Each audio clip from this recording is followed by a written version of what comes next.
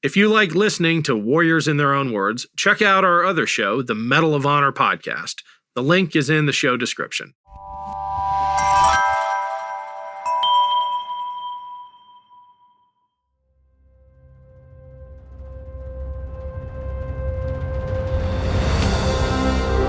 I'm Ken Harbaugh, host of Warriors in Their Own Words. In partnership with the Honor Project, we've brought this podcast back at a time when our nation needs these stories more than ever. Warriors in Their Own Words is our attempt to present an unvarnished, unsanitized truth of what we have asked of those who defend this nation. Thank you for listening, and by doing so, honoring those who have served. Today, we'll hear from Captain Loran B. Morgan, MD. Morgan served as a battalion surgeon and paratrooper in the Army during World War II. He fought in the Battle of the Bulge and at the Rhine River Crossing.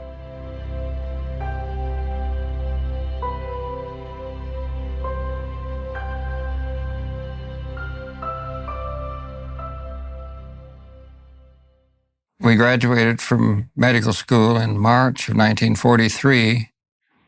A group of us had already been in medical ROTC, so we were allowed to finish our 9 months of internship, and then we were sent in January to Carlisle Medical Barracks, which is in Pennsylvania.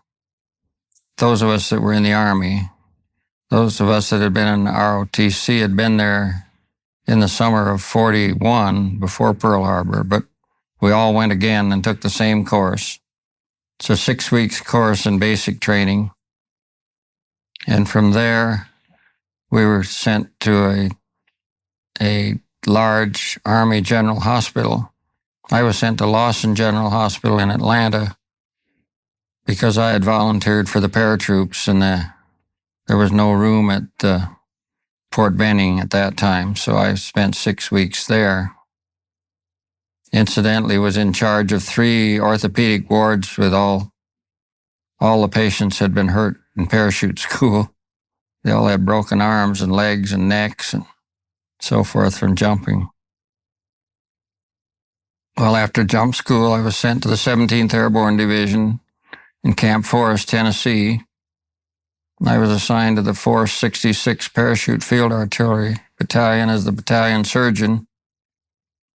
We did maneuvers throughout the Tennessee hills, and then in August of 44, we went to Europe. We were in England for training when the Battle of the Bulge broke out, and on Christmas Day of 44, we were in the Battle of the Bulge. We ended up about 6 miles west of Bastogne. The 101st Airborne was surrounded in Bastogne, and we were trying to break in to get them out. We never did, by the way. We ran into a German Panzer division that had been west of Bastogne and turned around and tried to break back in from that side. And we lost 2,000 men in 3 days. Being paratroopers, we had the light carbines. We had the 75 millimeter howitzers. We didn't have any big guns. And we didn't have any transportation, really. We were on our feet in deep snow and so forth. But we did a good job of stopping the Panzers finally. But we went on past Bastogne, up to Houffalize and on farther east. And as you know, Patton broke into Bastogne from the south and relieved the 101st. But we fought about 45 days in the Battle of the Bulge. We had pretty severe casualties, of course, plus the weather and the frostbite and the trench foot and the whole package. Well, our introduction to the Battle of the Bulge is we were walking in to the place we were going to set up our guns, and a a tank unit was moving out, going the other way. And we kind of scratched our head and wondered what kind of sense that made, that we were walking in, we had no vehicles, and here's the big tanks going the other way. As soon as we got up over the hill, we could see the German tanks were all lined up on the other side of the hill. They were running for it, and we were walking into this mess, and that's when we got so many casualties. As we were walking in, their artillery shells were going over, and the tanks were firing away their 88s that they have on them, and we were ducking for cover. Finally found a schoolhouse to settle in, and we were usually with the battalion CP.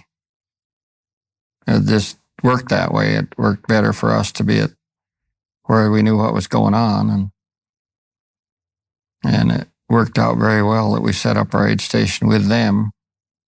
There wasn't any small arms fire when we came in, but the infantry was involved in the small arms fire up ahead of us a couple hundred yards. This went on for 45 days. We were there without relief. When we could, we moved north and east,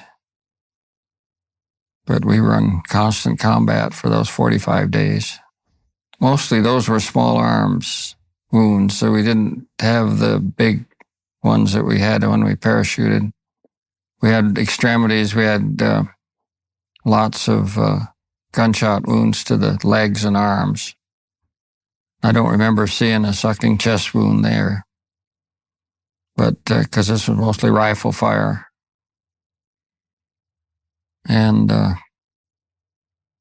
besides the weather, was horrible. We had a lot of frozen feet and frozen hands and trench foot, and because there was no way for sanitation, there were no showers or dry clothes. We had just what we carried in with us. In peacetime, it's a tent. In wartime, it's any hole you can find. In our experience, we always were in a building of some kind, a schoolhouse or any shelter we could get. And I was the doctor, and I had 5 men with me. 2 or 3 of them very well trained, and the rest of them trained by me. And then I had 2 men in each battery.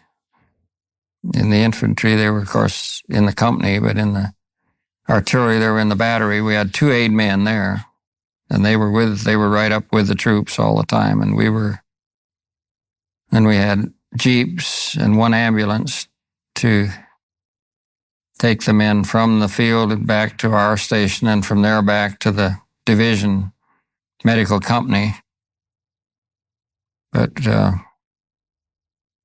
we in no way resembled a MASH outfit, for instance. I mean, it was just a small first aid station is what it was. And we splinted wounds and stopped the bleeding and controlled the pain as best we could and got the patients out of shock. And we were usually 100 yards or 200 yards back. But we're the first doctor, and we're the first really definitive treatment that they can get. Mostly I was the one giving the directions, but these guys could do about what I could do. And they could sew up minor wounds. They could put on splints, and they could transport people safely. And they were the world's greatest ENT men, and emergency medical tech men that were ever invented. These guys were fantastic. They'd cover up the wound and tape it shut and give them some morphine to calm them down and get them back to where we could get some albumin in them and tighten the bandage. And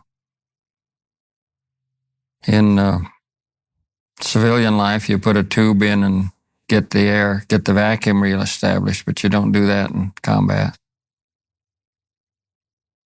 There were just 2 of them to the battery, so they had to get somebody to help them. Either battery personnel, or we had to go forward and with the litters and pick them up and bring them back. But there were no litter bearers, so to speak. We didn't have any.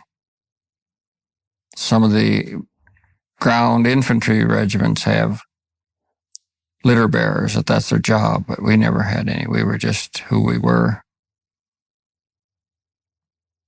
When they brought them back to us, we did what we could, and if possible, we'd put them on a Jeep and take them back to the division had a medical company, and they set up some kind of a more advanced thing than we had, and then the evacuation hospital was where they really had their surgery and their repair of their fractures and so forth. But that was 20 miles back. Yeah, my men were one of the boys. Everybody that jumped out of an airplane thought he was something special if he was or wasn't. And they were all real tough guys, and they were always in perfect shape.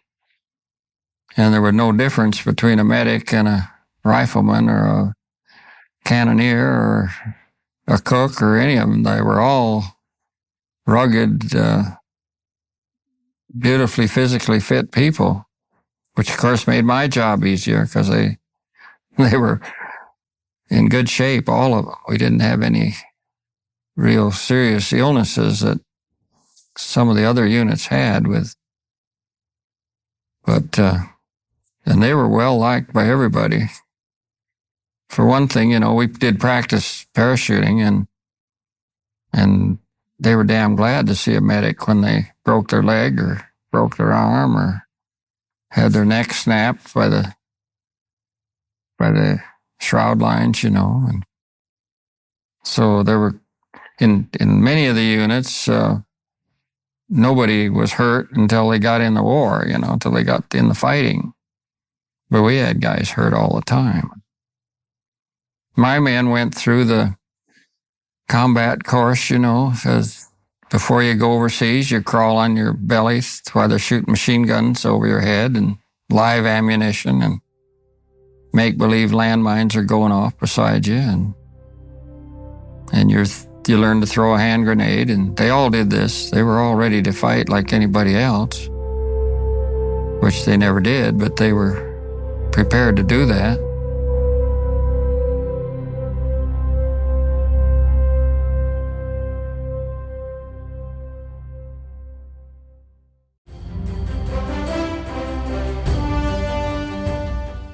This is Peter. And this is Tom. We want to tell you guys a little bit about our podcast. Tom and I met in college, became best friends, and then teachers almost 20 years ago. Sometimes school just does not allow us to elaborate on the topics that we find interesting, like the real shark attacks that inspired the movie Jaws, or the real historical context to Indiana Jones artifacts. Where does cereal come from? Or are zombies real? Does Ben Franklin really deserve to be on a $100 bill? On our podcast, just like in our class, there are no stupid questions. Just two friends having a lighthearted conversation about history, pop culture, and the context of current events. Listen to History Teachers Talking Podcast from Evergreen Network, anywhere you get your podcasts.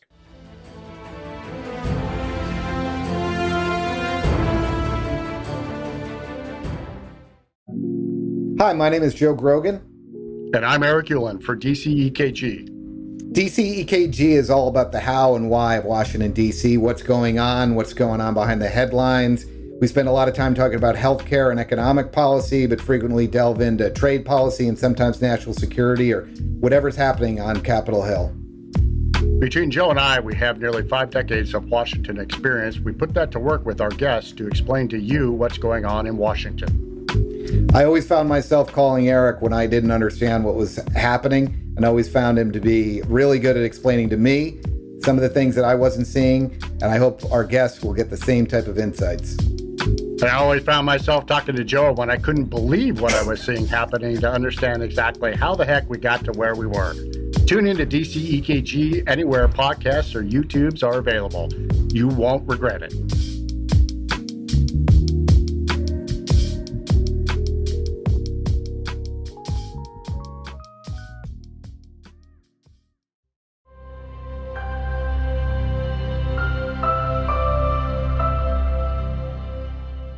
when we jumped across the Rhine, I had 2 medics killed and 4 injured. I had 2 medics come in gliders. All the rest of us parachuted in, but I had 2 men with gliders because we had our Jeeps and a trailer full of all our supplies that we couldn't carry. And one of the gliders, the door locked and the guy couldn't get out couldn't get the Jeep out. He got out and he ran over and hid under the water. He jumped in a canal and hid because we were right in the midst of a battle. And the other Jeep rider ran into the woods and got shot in the woods. And my other men were shot in the knees and thighs. They worked. They kept on working, the guys that were shot in the legs. But we spread them out through the airplanes. I jumped with the colonel and 1 technician. We were the only 2 medics in the lead airplane. But all my rest of my men were 1 guy to an airplane. And those in the batteries were separated, so they weren't both on the same airplane. One of my medics was killed in the battery. The whole stick, as we call them, the 12 jumpers were all laid out in a string, and he was one of them that was dead. But, we jumped 350 men in our 466 Parachute Field Artillery Battalion. And we had 50 killed and 100 seriously wounded. In 20 minutes, I had 106 men in my aid station. And I had 3 crippled aid men. And we had the British 6th Airborne jumped with us. There were 25,000 of us that jumped across the Rhine River. And 2,000 of them were killed. It was the biggest air armada that ever was or ever will be because they don't use gliders anymore. We had paratroopers and glidermen. And of course, my men were unbelievably great. They went right out in the field where the firing was going on, and some of them brought in the medical bundles that were on, dropped from the airplanes. And all of us, I weighed 300 pounds when I jumped. I weighed 180 and I had 120 pounds of equipment on me.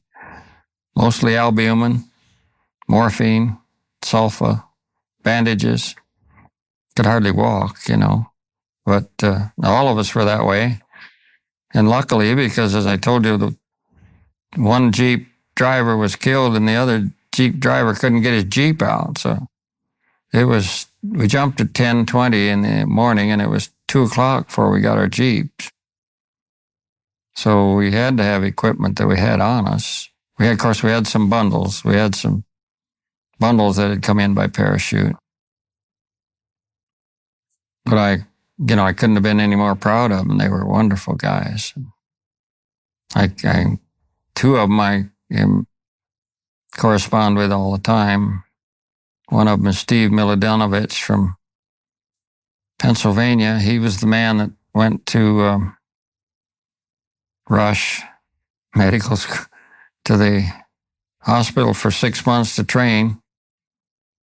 The other one was Jim Leffler from Stuttgart, Arkansas. He was the Jeep driver who hid in the water. Finally brought in my equipment in the afternoon. Super guys. All the rest of them were out with the units in the field. And can't find any of them anymore. Well, it was great chaos when they all came in, but we had one thing going for us. In Germany, a lot of the farmhouses have the barn attached to the house. This one did. We had a whole barn with no animals in it, and it was full of hay. and perfect place to put our wounded when we got them back in livable shape. We didn't lose one, by the way. Not one of them died in my aid station, which I'm very proud of. But we could get them back there. We could keep them warm. We could get them hot liquids. We could give them intravenous fluid and run it all day long if we had to. And then the next day, the very next day, evac hospital was set up about 400 yards from our aid station, so we were able to shuffle them over there one at a time. And lots of them died in the field before we could get to them. And lots of them died in their parachutes hanging from the trees. Lots of them, hundreds of them got killed in the gliders. Man, that's a terrible way to go to war, is in a glider. They crash, a glider landing is a crash landing. There isn't such a thing as a glider landing. Lots of them came in the big British Horsa gliders. British gliders are bigger than American gliders. They look more substantial, but they really aren't. They're just huge. And about the worst thing I saw, this glider made a pretty decent landing. It nosed over a little bit, but one by one, the doctors and nurses of the 4th Auxiliary Surgical Group, American doctors and nurses, came out of the door of this glider.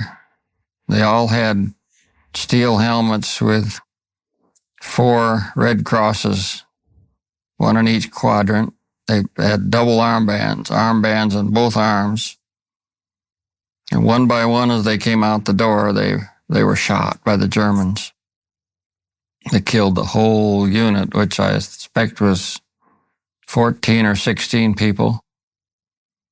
And I was right beside him, and there wasn't anything I could do about it, but watch. Well, that's the best way to win the war. The first thing to do is wound people, don't kill them. That clogs up your evacuation system and keeps more people busy.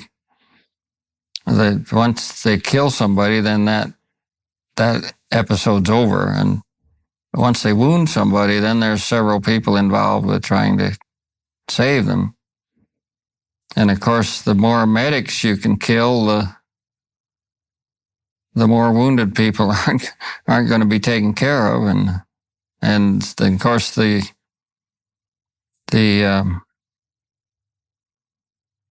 don't know the word I want.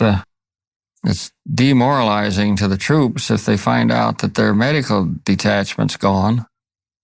This happened in Bastogne, by the way. The medical company of the 101st Airborne was captured.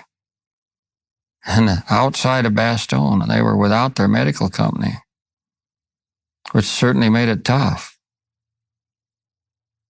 Probably the only other tough thing that compares with watching that happen is seeing the paratroopers in the trees that are shot in the tree. That's a terrible sight also. And I think I told you that we were being shot at with 20 millimeter anti-aircraft shells. As soon as we got on the ground, they leveled them and fired horizontally at us with these things. And that's why I got all the sucking chest wounds, because it's, what a 20 millimeter is, a dandy shell. The patient, he's gasping and nearly dead until you plug the hole. And then they come around pretty fast because that lung doesn't function, but at least it's not leaking air. You take a breath in and it goes out, comes out into the atmosphere, The other lung is working. If it's not both of them, it's both of them, they're dead. But if it's just one, why, if you can get to them in time. And I had a couple of them out in the field, and I remember I got one of them in one of the holes where the gun had been. Incidentally found the general Phelps, so the commanding general of the artillery, saw him crouching behind the hedge, and I put him in the hole with this guy. Told him when things settled down to please take him over to that building, because that's where we were going to have our aid station.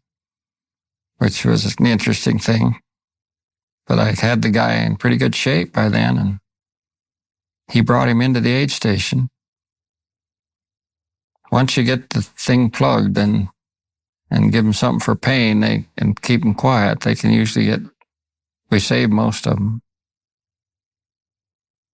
One of my favorite friends took a 20 millimeter, and we got him back together. He spent about 2 years in hospitals in the United States, but he lost part of his liver, part of his spleen, and had his sucking chest wound he's still an asthmatic and still in bad shape, but he's 80-some years old now. By the way, I don't know if you're interested or not, but he can't get in an Army hospital or a VA hospital because he's so prosperous. He went out and became a farmer, good farmer and a good livestock raiser, and he's not eligible. After what he did for his country, he's not eligible.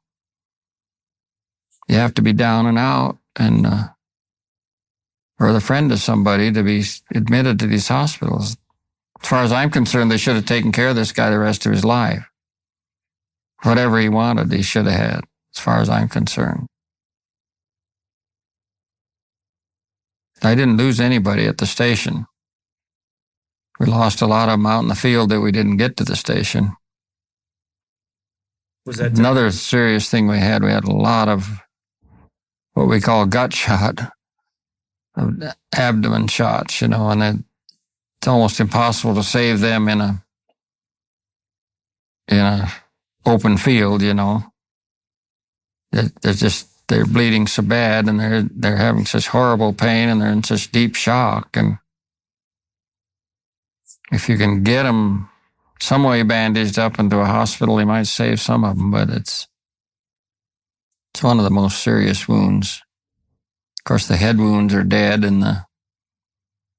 but the extremities, we saved all those guys with the fractured femurs and stuff. We had an interesting thing the reason I couldn't get in the aid station, we had the man who owned the farm was sitting there with a 30 caliber water-cooled machine gun shooting at us, the civilian German, and he fractured the femur of one of our sergeants who laid out in front of him. The colonel and I and the exec laid in the ditch and watched it until somebody came up and shot him. But see, these kind of things we couldn't do anything about. There was no way we could. We did save this guy, but after they killed the civilian, then I got to him and we got a splint on him and got him taken care of. But after we did the parachute jump, then that was March 45. We went down to the Ruhr Valley and fought another battle. And you remember we're airborne, so we didn't have any. We had a few little Jeeps, but we didn't have any big trucks, So we stole school buses and farm machinery and stuff, and we moved clear into Germany. We got clear to Munster, Germany, which is quite a ways, and then they pulled us out and got us some equipment, and then we went down to the Ruhr Valley, and that was the final battle of the war. Well, then, in May, when the war in Europe ended, they reshuffled all the airborne units. There was the 82nd, the 101st, and the 17th Airborne, which I was in. And they moved the people with the high points. We all had point system, time and duty and decorations and so forth. And all the high points they sent to Berlin with the 82nd Airborne. They sent the 101st to Austria with us middle pointers. That's where I went. I was transferred to the 101st. And the people with very few points were sent home and were supposed to train and go to Asia. Well, the war ended in Asia with the atomic bombs, and they were home already, and the guys who should have been home were in Berlin, and those of us in the 101st were training in Austria. Well, then they reshuffled them again, and all of us in the 101st, which were really in the 17th, went to the 82nd. We came home representing the 82nd Airborne, marched down 5th Avenue like we were the 82nd Airborne. We were really the 17th Airborne. But we were all assigned to units, and my discharges were the 82nd Airborne, which it shouldn't be, but that's it. And my brother, as I told you, was in the 1st Division and had 8 battle stars, and they tried to do that to him, and he wouldn't let them. They tried to discharge him in some unit that he didn't like, and he refused.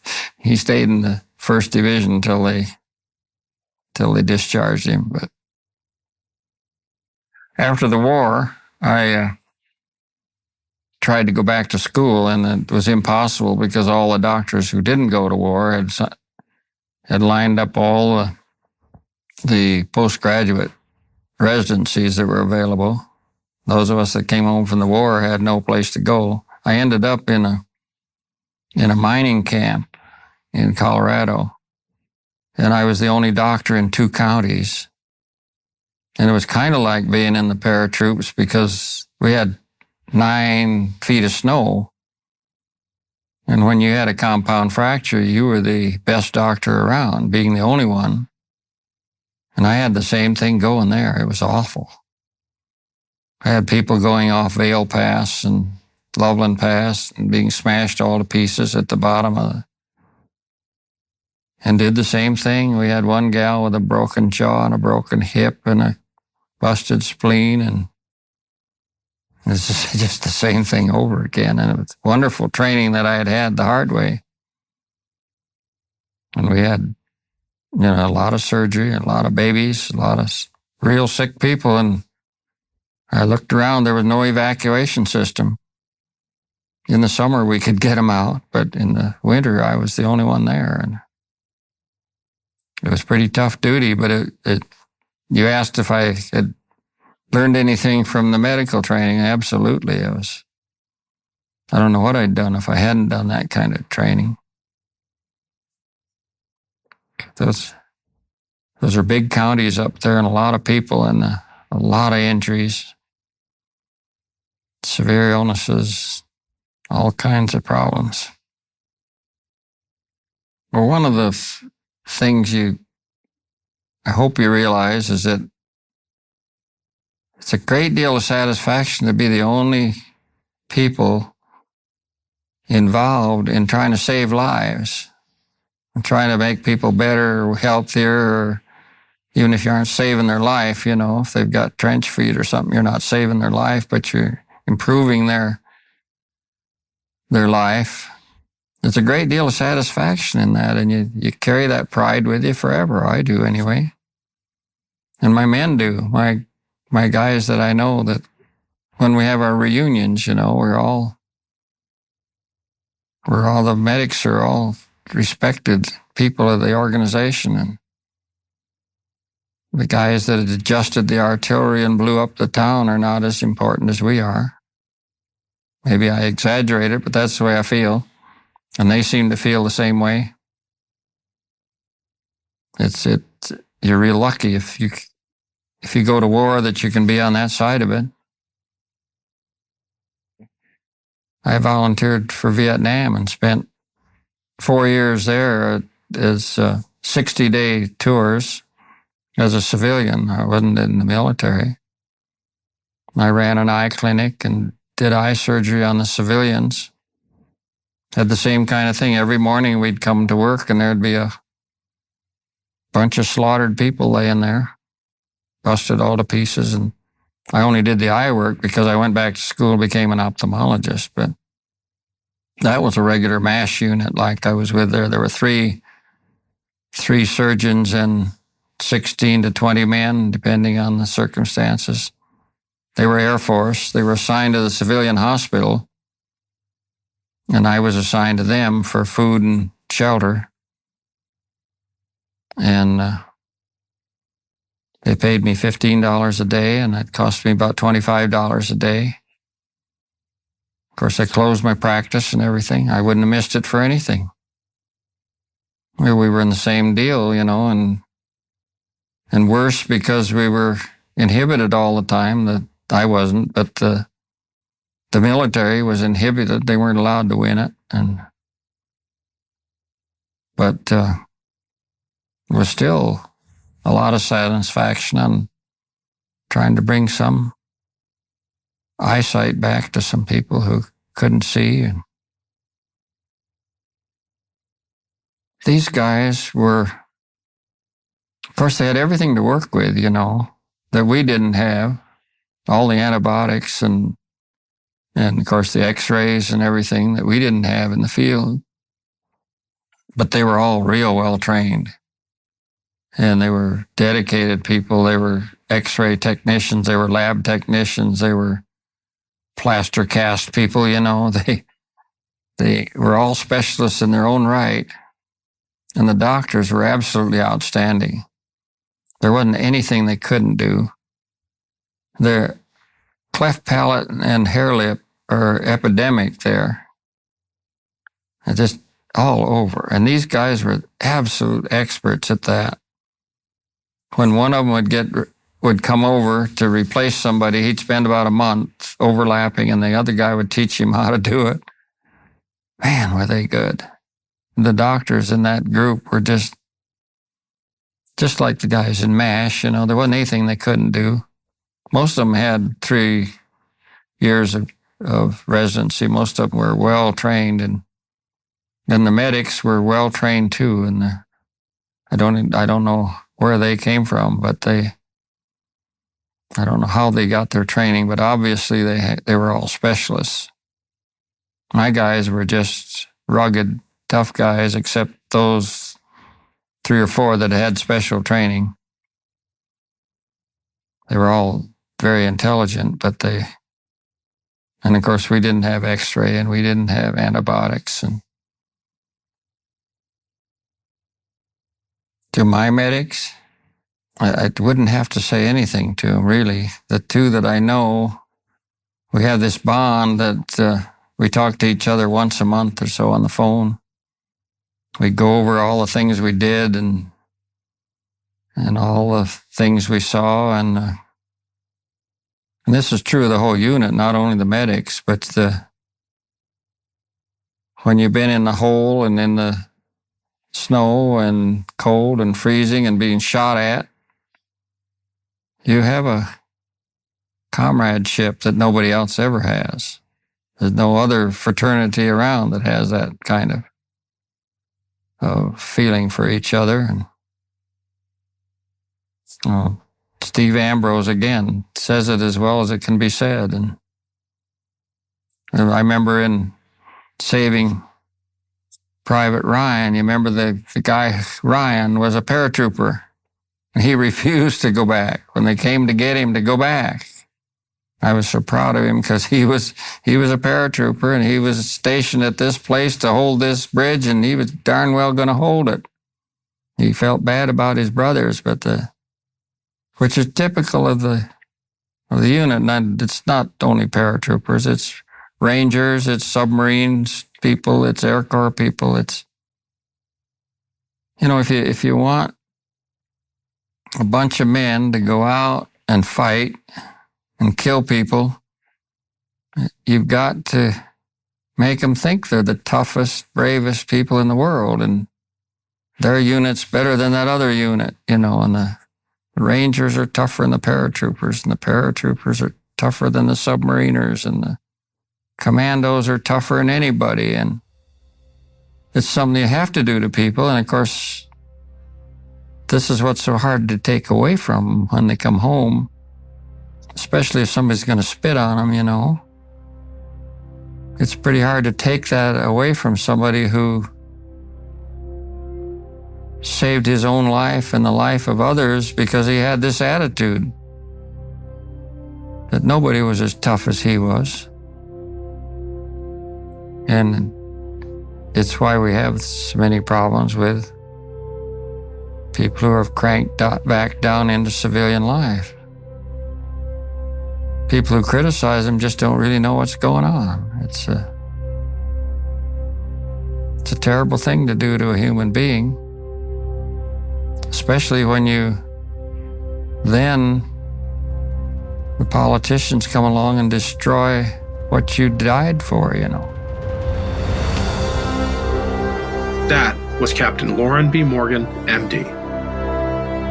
Thanks for listening to Warriors in Their Own Words. If you have any feedback, please email the team at kharbaugh@evergreenpodcasts.com. We're always looking to improve the show. And if you enjoyed this episode, don't forget to rate and review. Warriors in Their Own Words is a production of Evergreen Podcasts in partnership with the Honor Project. Our producer is Declan Roars. Bridget Coyne is our production director, and Sean Rule-Hoffman is our audio engineer. Special thanks to Evergreen executive producers Joan Andrews, Michael DeAloya, and David Moss. I'm Ken Harbaugh, and this is Warriors in Their Own Words.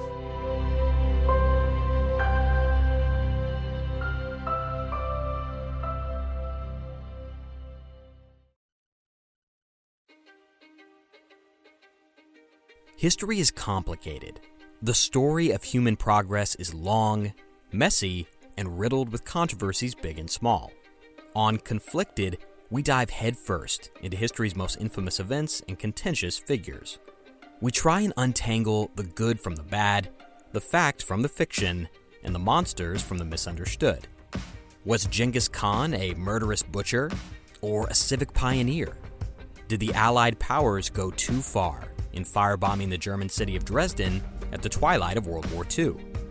And how did the Marquis de Sade acquire such a sinister reputation? And was any of it true?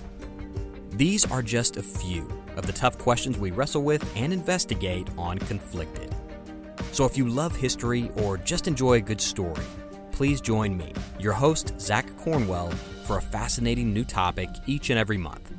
Conflicted, a history podcast, is available on Spotify, Apple, or wherever else you get your podcasts. I hope to see you soon.